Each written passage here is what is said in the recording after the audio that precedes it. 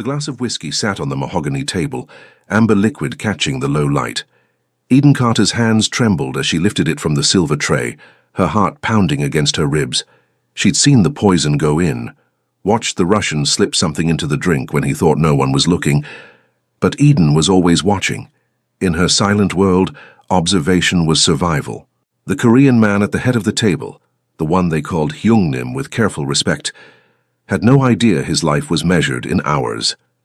Eden switched the glasses, disposed of the poisoned drink, and delivered the clean one. She should have walked away. But when his dark eyes found hers across the room, intense, calculating, knowing, Eden realized her good deed had just changed everything. Eden Carter had learned to read people the way others read books. In the 18 years since her voice disappeared, stolen by trauma on a blood-stained convenience store floor when she was 8, she'd become fluent in the language of micro-expressions and body language. Tonight, standing near the service entrance of the Emerald Pacific's most exclusive private dining room, she read danger in every gesture. The host sat at the head of the table with commanding stillness, Korean, perhaps 34, dressed in a charcoal Tom Ford suit. His white dress shirt was open at the collar, 4 buttons undone, revealing a glimpse of a small tattoo on his neck. Korean script in elegant calligraphy, but it was his eyes that held her. Dark, intense, missing nothing. 7 other men at the table were divided, 4 with him, sitting with relaxed military posture. 3 were different, Russian, cold and tense like people in enemy territory. The man across from the Korean host was older, grey-haired, with ice-blue eyes. Alexei Petrov. Something about the way they watched each other reminded Eden of 2 predators circling. 40 minutes into dinner, the grey-suited Russian excused himself. Eden tracked his movement automatically. He paused near the bar where drinks waited on a tray. That's when she saw it. His left hand reached into his jacket, withdrew something small, and with practiced speed, emptied it into one specific glass of whiskey. The Korean man's glass distinguished by 2 ice spheres. Eden's breath caught. The Russian returned to the table, satisfaction barely concealed on his face. She had 2 minutes. Every instinct screamed to look away, to stay silent. But Eden had watched her father die because someone chose not to intervene. She still heard the gunshot in her nightmares, still felt the scream that died in her throat. She moved. Tapping the server's shoulder, she scrawled on her notepad. Need to verify glassware quality. Hotel manager's orders. The server returned the tray. Eden identified the poisoned whiskey by faint residue on the rim, invisible unless you knew to look. She disposed of it and replaced it with a fresh pour. 2 ice spheres, identical placement. When drinks were delivered, the Korean man lifted his glass. 1 small sip, expression unchanged. Eden should have felt relief. Instead, she felt the weight of his gaze. He was looking at her. Not openly, but she felt it like heat. His eyes had tracked her movement, noted her intervention, watched her hands shake. He knew something had happened. The dinner concluded with handshakes that looked cordial but felt like threats. As guests departed, Eden began her post-event check. "Miss Carter." The voice came from behind her. She turned to face a younger Korean man with sharp features. He showed her his phone. "Mr. Choi would like a word. Please follow me." Eden's stomach dropped. She pointed to her coordinator badge, tried to indicate she had duties. He typed again, not a request. They walked through private corridors to an elevator requiring a key card, then to a penthouse office. Floor-to-ceiling windows, museum-quality furniture, and technology suggesting serious work. The Korean man, Mr. Choi, stood by the window. When he turned, his face was unreadable. He gestured to a laptop, inviting her to communicate. Eden typed, "How can I help you, Mr. Choi?" He typed back, "Why did you switch my drink?" Eden's blood turned to ice. He typed again, "I notice everything, Miss Carter. You intercepted the tray, your hands were shaking. You looked at Petrov's man with recognition. You disposed of 1 glass. Why?" "No point in lying." She typed, "It was poisoned." "I saw the man in the grey suit put something in it. Choi Sang-woo," she could see his name on a document, stared at the screen, his expression shifting through emotions she couldn't quite read. He typed, "Why?" Eden's fingers trembled. "You don't need to know someone to know that murder is wrong, and you have a young daughter. I saw the photo in your wallet when it fell earlier. She needs her father. Sang-woo froze completely. For a man who controlled his reactions with soldier's discipline, the crack in his composure was startling. He looked at her words, then at her face, and something in his eyes shifted, confusion becoming wonder. He typed, "You saved my life because of my daughter, a child you've never met." Eden nodded. "You realize what you've done. If Petrov discovers you interfered, you're dead. You just painted a target on yourself," she typed. "Then I guess I made a mistake. I'll go. You think you can just leave?" He spoke now, and she read his lips. "Petrov is already suspicious. He'll investigate everyone who had access. Your name is on the coordinator list. You're the only one who touched the drinks." He typed again, "You need protection.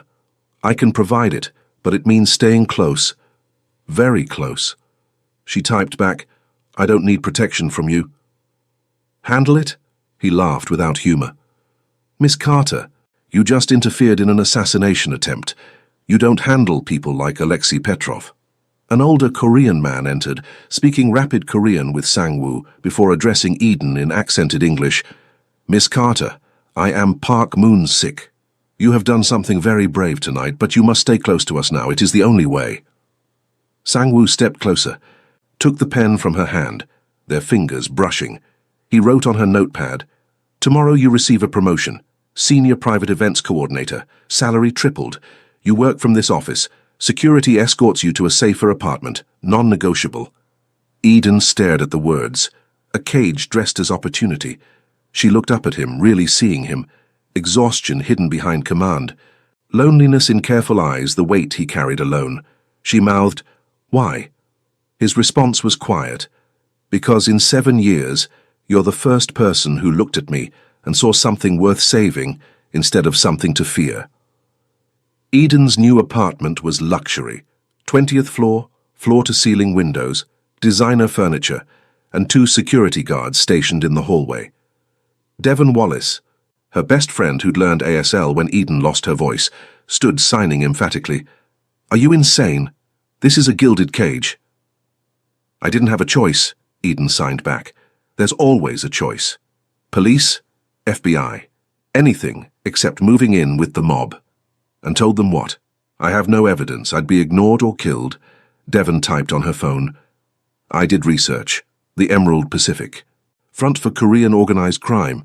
Money laundering, underground gambling. Your boss? Youngest person to ever control Seattle territory. Took over 7 years ago.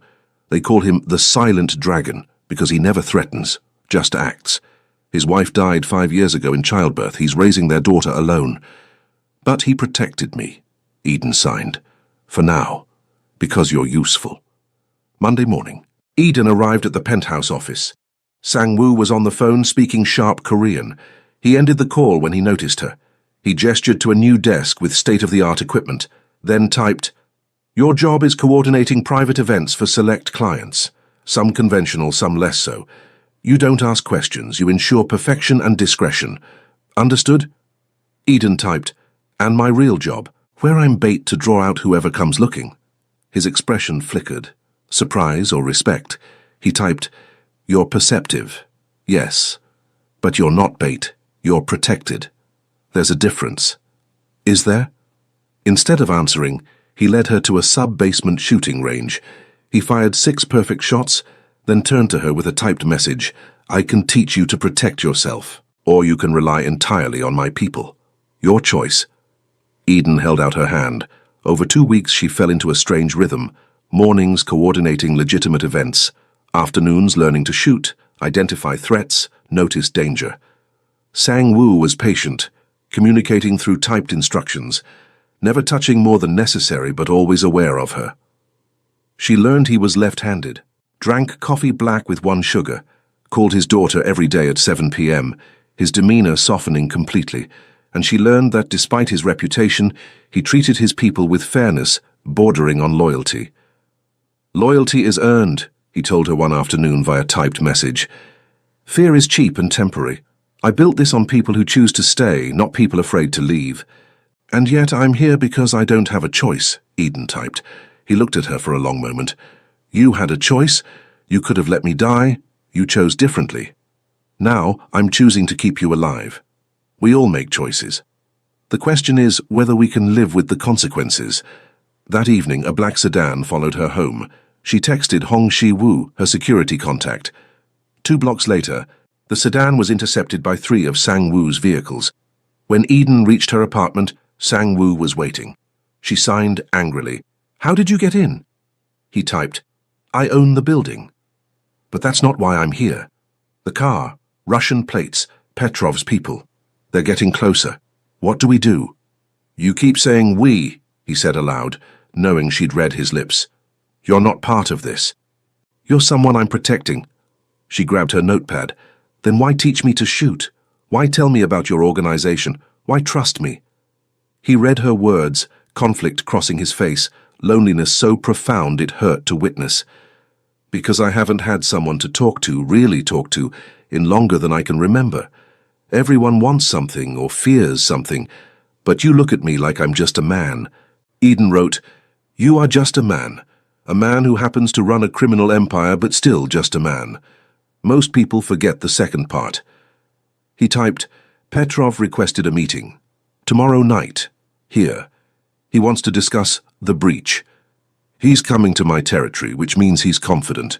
Let me coordinate the event. I'll be visible, doing my job. Normal. It might make him show his hand." "Absolutely not. I'm tired of hiding," she interrupted via text. "I've been hiding since I was 8 years old. Maybe it's time I stopped." Finally, he typed, "If we do this, you follow my instructions exactly. Agreed? Agreed." The next evening, Eden coordinated the most dangerous event of her career. Petrov arrived with 4 men, all carrying barely concealed confidence. Sang-woo greeted them in the same dining room. Psychological warfare. Petrov noticed Eden immediately. "Ah, the event coordinator. I remember you. You were very attentive to details. You are mute, yes? How convenient. One who cannot speak, cannot repeat what they hear." Sang-woo's voice cut like ice. "Miss Carter's professionalism is beyond question. Shall we begin our discussion? Or would you prefer to continue insulting my staff?" The dinner was tense, filled with verbal sparring masked as negotiation. When Eden delivered Petrov's vodka, he caught her wrist. "You have very steady hands, even when switching drinks last time." "Yes, I know. I wondered who had the courage or stupidity to interfere." Around the table, Sang-woo's men tensed, but Sang-woo remained perfectly still, his eyes gone absolutely flat. "Let her go," Sang-woo said quietly. "Now." "Or what? You'll start a war over one mute girl? My price is simple. Her. Give me the woman who ruined my plan, and I'll forget this dispute. All for one little girl who cannot even scream."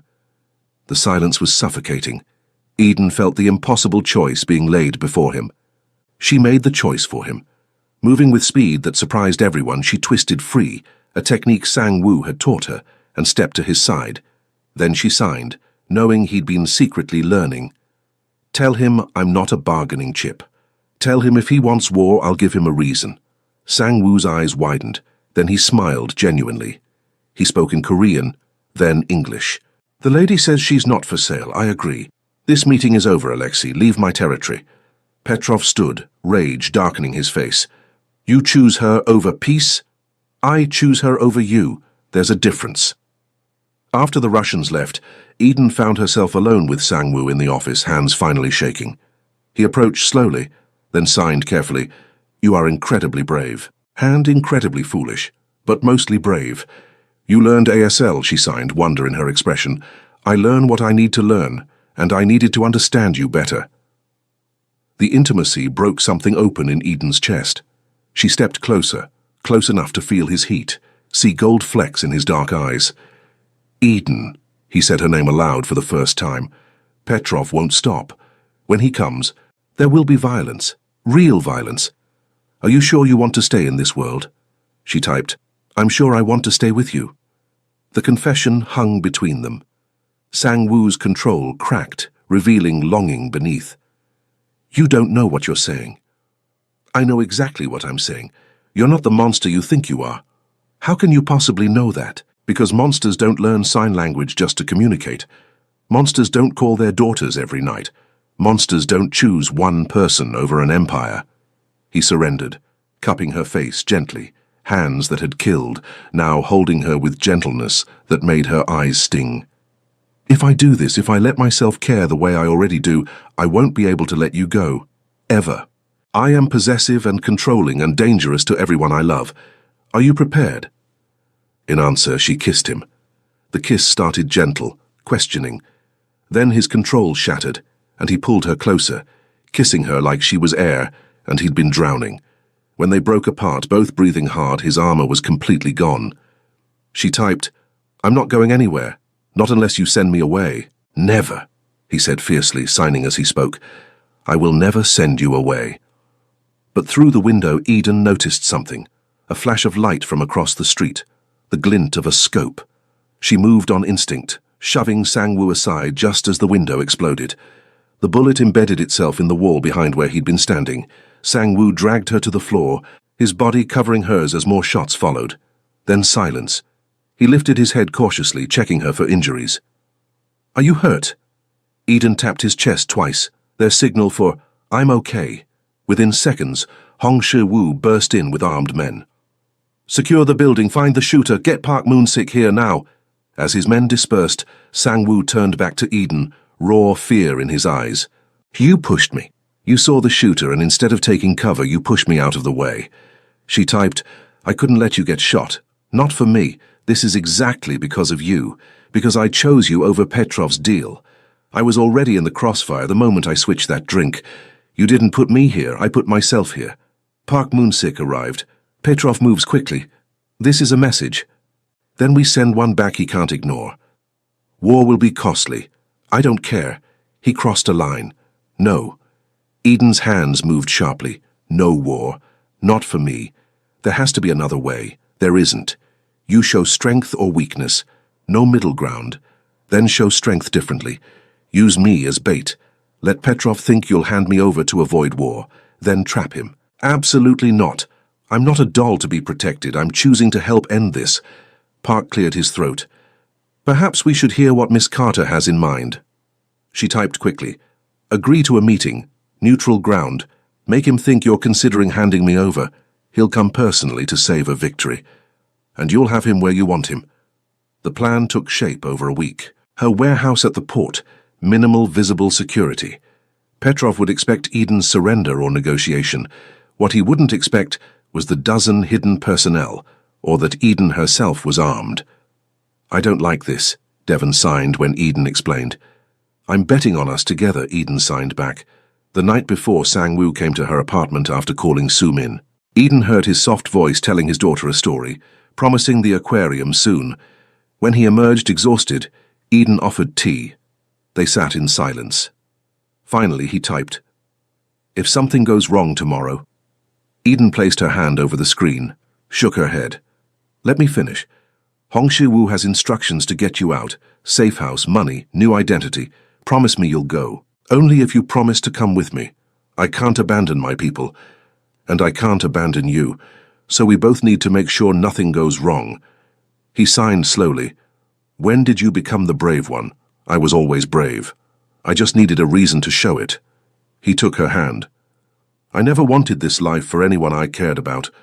My wife knew what I was. But it killed her anyway, the stress. When she died, I promised myself I'd never put anyone else through that." Eden typed, "I'm not her, and I'm choosing this with open eyes. Don't take that choice away." "You're too stubborn," I learned from the best. "Eden, after tomorrow, if we survive, I want you to meet Soo-min, properly, as someone important to me." The significance hit her. Introducing someone to his daughter was declaring commitment. She typed, "I'd like that very much." He kissed her knuckles tenderly. "Whatever happens, know that these weeks with you have been unexpected, in the best way." Eden kissed him instead of typing. The kiss was different, less desperate, more certain. A promise. "I'm going to keep you safe tomorrow," he whispered. "No matter what it costs." "We're going to keep each other safe," she corrected. The warehouse at midnight looked cinematic, industrial, shadowy, salt water and metal. Sang-woo arrived first with Hong Shi-woo and 3 men. Eden was with them, dressed in black, pistol concealed. Petrov arrived 20 minutes later, a power play, with 6 armed men. Choi, you came. Skip the pleasantries. What are your terms? Simple. The girl. Give me the mute bitch, and we forget this unpleasantness. And if I refuse, then I take her anyway, and your territory and your life. What Petrov didn't know, the conversation was recorded. Hong Shiwu had positioned men throughout. Eden was prepared to act. What Petrov also didn't know, someone had betrayed them. An explosion came from above, a deliberate ceiling collapse. Sang-woo shoved Eden behind concrete as debris rained, separating them from their people.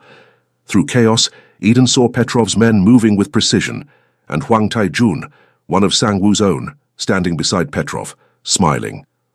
Surprise, Petrov said, gun drawn. Did you think I'd come unprepared?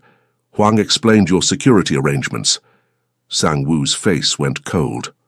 Hwang, you betray your own people for Russian money. I betray a fool who chooses a woman over power. Eden's mind raced.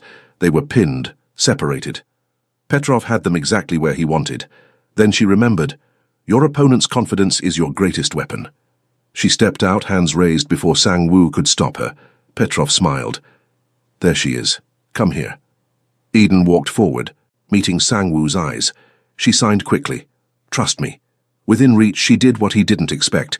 She pulled her gun and fired, not at Petrov, but at chains holding a suspended container above Hwang and 2 of Petrov's men. The container crashed down. In the chaos, Petrov diving for cover, Sang-woo moved. The fight was brutal and efficient. Hong Shiwu and others broke through, evening numbers. Petrov's men surrendered. Petrov knelt Sang-woo's gun to his temple. I could kill you now. Then do it. No, you're leaving Seattle. Tonight. You'll tell Moscow that expansion here is impossible. And you'll remember that the woman you tried to use is the reason you're alive. Because she convinced me mercy was stronger than revenge. He looked at Eden, question in his eyes. She nodded. Signed, you did the right thing. Petrov was escorted to the port. Hwang's fate was exile, stripped of resources, marked. As dawn broke, Eden found herself back in Sang-woo's office, watching sunrise paint the sky gold and pink. He stood beside her, hand finding hers. You saved my life again. That's becoming a habit. Someone has to keep you alive. Why? She typed. Because somewhere between that first night and now, I stopped seeing the criminal and started seeing the man, the father who calls his daughter every night, the leader who values loyalty over fear, the person who learned my language to understand me better. That man is worth saving. He struggled with emotion, usually buried. I don't deserve you. Probably not, but you're stuck with me anyway. He pulled her into his arms. I love you, he whispered rawly. I know it's too soon, the circumstances are impossible, but I love you, Eden Carter. Eden signed, I love you too. The kiss tasted like new beginnings, survived danger, a future neither had dared imagine. Outside, Seattle woke. Inside, 2 people held tight, ready to face whatever came next, together. 2 weeks after Petrov's retreat felt like calm before a storm. Reports filtered back. Petrov was in Moscow, wounded pride too deep to let rest permanently. Eden had moved into Sang-woo's penthouse residence, both practical and personal. The morning Sang-woo introduced Eden to Sumin, Eden's hands shook more than facing Petrov. The 5-year-old had her father's dark eyes and solemn expression, too old for her years. Yellow dress, pigtails. She studied Eden carefully. A child who'd learned people left. Sang-woo knelt to her level, speaking gentle Korean. Eden caught the important words. Friend. Special. Trust. Sumin approached cautiously, then signed carefully. Hello? Daddy taught me to talk with hands. Eden's heart melted. She signed back. Hello, Sumin, wonderful to meet you. The little girl's face transformed with a smile. You can teach me more signs. I can teach you lots. Watching them, Sang-woo felt a knot loosen, the fear that Sumin would never have a maternal figure she could trust. They spent the afternoon together. Eden taught signs for colors, animals, foods. Sang-woo prepared lunch, Korean dishes mixed with soul food recipes Eden had taught him. The fusion felt symbolic, but beneath contentment, danger built. Dr. Patricia Moore, Eden's childhood therapist, requested an urgent meeting. "Eden," Dr. Moore said carefully, "I need to talk about your mutism. I've always believed it was psychological rather than physiological. Your vocal cords are healthy." Eden knew this. The inability to speak wasn't about capability. It was about the scream that died in her throat. "What I haven't told you is that I believe you could speak again if you felt safe enough, if you trusted someone completely. The trauma created a lock, but the right key could open it. Why are you telling me this now?" Eden typed. "Because I've been watching you. The way you've changed. You're more present, engaged. I think the man you're involved with might be that key. Not because he can fix you, you're not broken, but because he makes you feel safe enough to try." The conversation haunted Eden for days. Then Huang Tai-jun, the exiled traitor, was found dead. Police ruled it a mugging. Sang-woo's sources said different. Russian execution. A message. "They're tying up loose ends," Park Moon-sik explained. Huang knew too much. Petrov's eliminating anyone who could expose what he learned. "Which means he's planning something," Sang-woo concluded, hand finding Eden's under the table. 3 days later, Eden was coordinating a corporate event when her phone buzzed with an unknown number. "I have what you love most. Come alone to the address below, or I send pieces of her back." Attached, a photo of Soo-min unconscious in a van. Eden's mind went blank with terror, then sharpened. Petrov had Sang-woo's daughter. She should call Sang-woo, should alert Hong Shi-woo, should follow every protocol. Instead, Eden looked at the address and made a decision. She texted, "I'm coming. Don't hurt her. Come alone. I have eyes everywhere. If I see Choi's people, the girl dies." Eden left her phone, which Sang-woo could track, on the desk. She took a taxi to the address. Abandoned warehouse on the waterfront. Of course. Inside, Petrov, 3 armed men, and Soo-min tied to a chair, tears streaming but unharmed. "Ah, the mute girl. You care more for the child than your own safety. Admirable. Stupid, but admirable." Eden's hands moved in prayer-like signs. "I'm sorry. Here's what happens. You're going to text Choi that you have his daughter, that if he wants her alive, he comes alone. Just him, walking into my trap." He handed Eden a phone. "Do it." Eden took it. If she sent that message, Sang-woo would come and Petrov would kill all 3. If she refused, Soo-min would die. She thought about Dr. Moore's words. The trauma created a lock, but the right key could open it. She thought about Sang-woo teaching her to fight, to protect herself. She thought about Soo-min signing hello with hope, and Eden Carter, who hadn't spoken in 18 years, opened her mouth and screamed. The sound was raw, unpracticed, broken, but loud. Loud enough to echo through the warehouse, to trigger the panic alarm she'd activated on the phone. "Sang-woo!" The name tore from her throat like breaking glass. "Sang-woo!"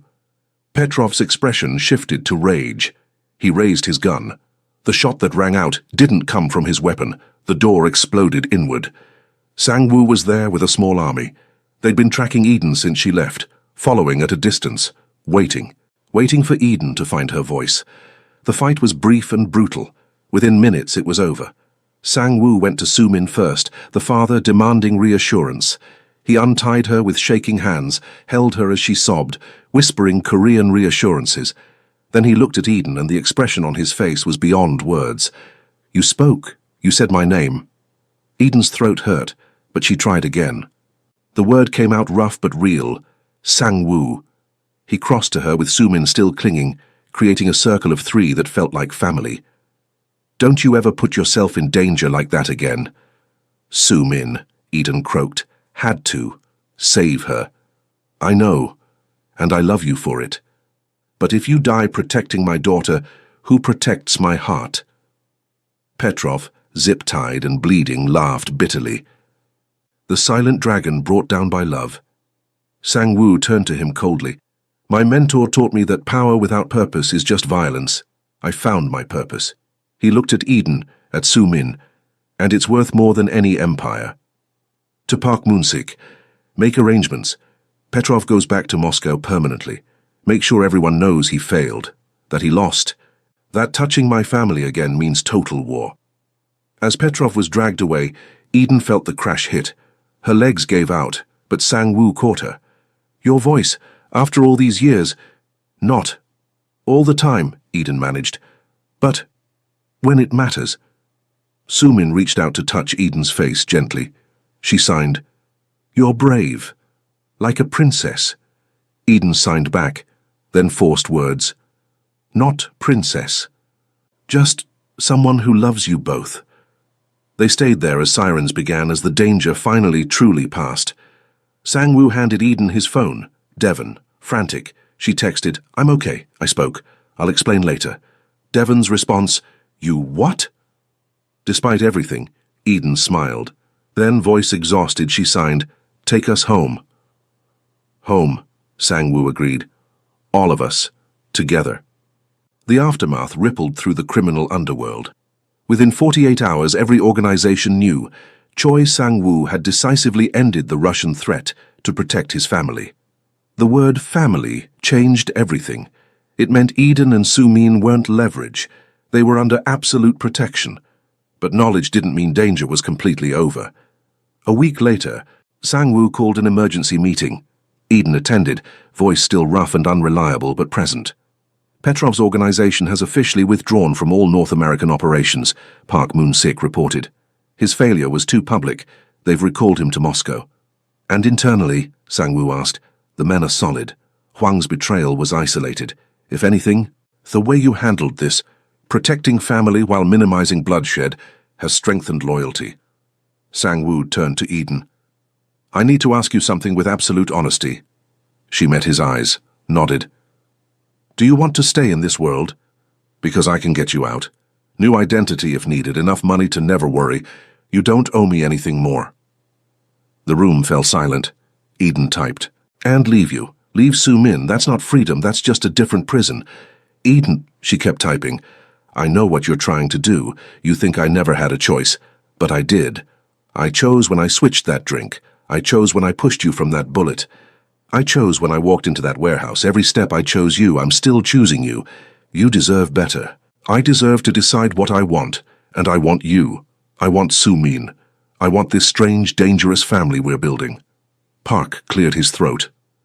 "Perhaps the question isn't whether she should stay, but how we ensure her safety if she does." "Marriage," Hong Shi-woo said bluntly. Everyone stared. "What?" "In our world, marriage means permanent alliance. Anyone who touches her declares war. It provides legal protections, too." Sang-woo shot him a lethal look. I wasn't," Eden typed. "He's not wrong about practical benefits. But if you're proposing, you're doing it very badly." Several people smiled. "I'm not proposing," Sang-woo said quickly. "Not that I wouldn't want to." He stopped, frustrated. "Can everyone please leave?" The room cleared. Alone, Sang-woo took her hands. "I'm handling this terribly." Eden smiled, signed, "Yes. I've thought about it, about asking you. And I keep coming back to, I have nothing to offer but danger and complexity and a traumatized child." Eden typed, "You're offering me love, purpose, a family, a reason to speak again after 18 years. Those aren't nothing. But you could have those things with someone normal. I don't want normal, I want you. Why me?" She typed slowly, "Because you see me. Not the disability, not the silence. You see me. You learned my language. You taught me to protect myself. You trust me with your daughter, your secrets, your heart. You make me want to be brave instead of just safe. That's everything." He read her words, and guilt released its grip, replaced by hope. "If I did ask, purely hypothetical," Eden raised an eyebrow, "would you say yes?" Instead of typing, Eden used her voice. "Ask me, and find out." He knelt right there, taking both her hands.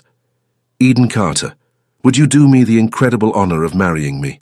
Of being Sumin's mother in all the ways that matter? Of standing beside me as we build something good from this life?" Eden's eyes filled with tears. She signed first. Yes, 1,000 times yes. Then, because he deserved to hear it, yes. The kiss was gentle, reverent, full of promises. When they pulled apart, Sang-woo smiled, genuinely, fully. "I don't have a ring." Hong Shi-woo planned it. Give him a raise. Over 3 months, they built a life. Not perfect, but real. Sang-woo began legitimizing operations. Gambling moved to legal casinos. Protection became actual security services. Money laundering shifted to legitimate investment. For Su Min, he told Park, I want her to inherit something she can be proud of. Eden returned to work as Sang-woo's official partner in the hotel business. She hired Devon as her assistant. So Min bloomed. She learned ASL with childhood speed. She called Eden Miss Eden and then Edeness, and finally, 3 months later, signed Mom. Eden cried. Sang-woo cried. Even Hong Shi-woo got misty-eyed. Dr. Moore continued working with Eden on her voice. Progress was slow. Some days she could speak for hours, others not at all. But she'd stopped seeing it as failure. You don't need to be fixed, one Dr. Moore said. You just needed to know you could speak if you chose to. The choice is what matters. The wedding was small. Park walked Eden down the aisle. Devon stood as maid of honor. Hong Shi-woo was best man, uncomfortable in a tuxedo. Su Min was flower girl, signing pretty to everyone. When asked if Eden took Sang-woo as her husband, she signed, I do, then forced through her throat, I do. Sang-woo's vows, in Korean then English, promised to honor her silence and voice equally, to protect her fiercely, to love her completely. At the reception, Su Min tugged Eden's dress and signed, Are you my real mom now? Eden knelt. I've been your real mom since the moment I met you. The wedding just makes it official.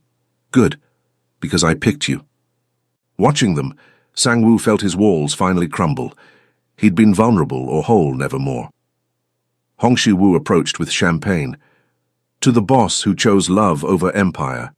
I didn't choose one over the other. I chose to transform the empire into something worth passing down. As sunset painted Seattle, Eden and Sang-woo stepped onto a private balcony. Any regrets? Sang-woo asked, signing as he spoke. Eden shook her head, then used her voice, clearer now. Not one, you? Only that I didn't find you sooner. We found each other when we needed to. He pulled her close, and they stood as evening descended, two people who'd found exactly what they'd thought they'd lost forever. 18 months later. The gallery opening was everything Eden envisioned. Elegant, welcoming, a perfect blend of cultures. The Carter Choi Community Arts Center offered free art classes to underprivileged youth, with special focus on accessible programs for deaf and disabled children. Eden moved through the crowd, greeting guests in mixed sign language and spoken words. Her voice still came and went, but she'd stopped apologizing. Su Min, now 7, served as unofficial tour guide, proudly signing about different programs. Eden found Sang-woo studying paintings created by deaf teenagers. He'd changed, still commanding, still powerful, but with lightness that hadn't existed before. His business transition continued. Underground casinos became legitimate. Protection became actual security. Hotels thrived under joint management. He sensed her approach and turned with his reserved smile. The center is perfect. You should be proud. We should be proud. This was built together. Alicia Morgan, former co-worker now managing outreach, approached. Eden, the Times reporter is asking about funding. Tell them the truth. Legitimate profits and community grants. Every dollar accounted for. We have nothing to hide. After Alicia left, Sang-woo squeezed Eden's hand. You're amazing. I learned from the best. Park Moon-sik arrived with Hong Shi-woo. The perimeter is secure, Hong reported. There's no perimeter needed. This is a community event, not an operation. Still, better safe. The children's gallery filled Eden with joy. Su Min's contribution. A mixed media piece titled My Family, showing 3 figures. One signing, one speaking, one doing both. It's us, Su Min signed proudly. You talk with hands and words. Daddy talks with words and hands. I talk with both because you taught me. Eden pulled her daughter close because that's what Su Min was now, legally and emotionally. Adoption finalized 3 months prior. As evening wound down, Eden stood with Sang-woo on the roof terrace. Su Min slept in a corner, watched by Hong Shi-woo. Do you ever think about that first night? Sang-woo asked quietly. Sometimes, but I try not to focus on what could have been. This, us, Su Min, the center, the life we're building, this is what matters. He took both her hands. When my wife died, I thought that was it. That I'd raise Su Min and run my organization and never feel anything real again. And then you switched that drink. He paused. You didn't just save my life that night. You reminded me I had a life worth saving. You saw a monster and treated him like a man. You gave me a family I thought I'd lost forever. Eden signed, You gave me a voice, literally and figuratively. You taught me I could be strong and soft, silent and heard, broken and whole all at once. We saved each other, Sang-woo said softly. We did, Eden agreed. Behind them, Sumin slept peacefully. Beyond stretched Seattle, their city, their home. I love you, Sang-woo said in Korean, then English, then sign language. Eden responded in kind. I love you too. They kissed as city lights glittered, two people who'd found each other in unlikely circumstances and built something beautiful. The mute black girl who'd switched a drink, the Korean Mafia boss who'd frozen when he realized why. Neither perfect, both transformed. Together, unstoppable. And in the center named for both families, in the community they were building, in the daughter they were raising together, their legacy wasn't violence or silence. It was hope, redemption, and love that conquered every obstacle.